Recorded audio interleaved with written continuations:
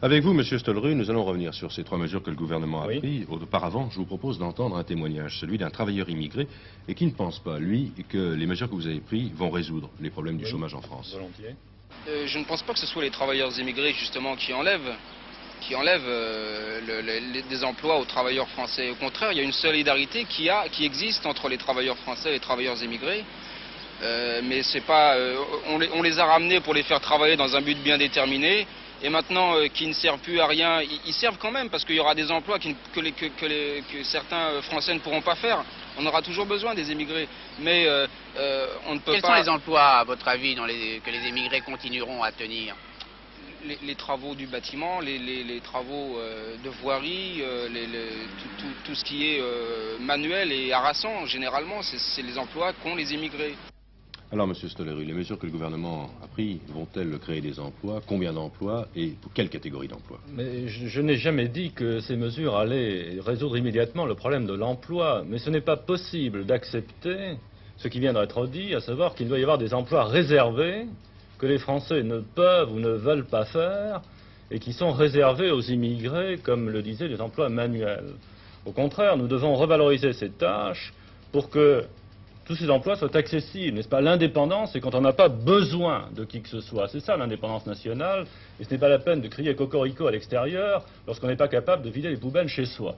Oui, mais la France a-t-elle les moyens de payer La ses France videurs de poubelles? a les moyens de vider et de revaloriser la condition de tous les travaux manuels, même des éboueurs. Alors, pour en revenir au problème des immigrés, moi je vous dirais tout d'abord qu'il ne faut pas oublier que le problème des immigrés, ce n'est pas un problème de chiffres, un problème de statistiques, c'est un problème humain. Il y a beaucoup de gens qui, en ce moment, surtout, disent de bonnes paroles sur le problème des immigrés.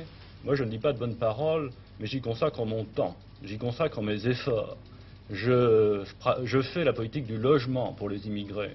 Je développe la politique de formation, d'alphabétisation. Je partage leurs préoccupations. J'agis pour favoriser leur insertion sociale. Et je suis très anxieux, je dois dire, de voir, à la lueur des mesures qui sont prises actuellement, sur lesquelles j'en reviendrai, que pour des raisons politiques, une opposition se développe dont le seul résultat est d'inquiéter les immigrés.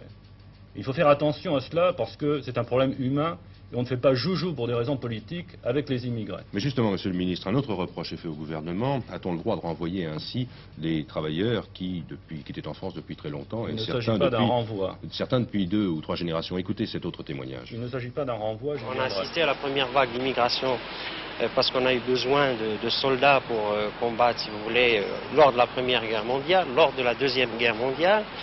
Et aujourd'hui, bon, on propose aux émigrés, on leur dit, bon, on n'a plus besoin de vous, il faut partir pour libérer des emplois. Or, il faut savoir que les immigrés, ce ne sont pas des machines qu'on peut déplacer au gré de la conjoncture économique. Il y a quand même toute la dimension humaine qui fait que ce sont des gens qui vivent, qui pensent, qui réfléchissent, qui ont des joies, des peines, des plaisirs. Et on ne peut pas faire abstraction de tout ça. Ils ne peuvent pas être ballottés constamment des 2 rives de la Méditerranée.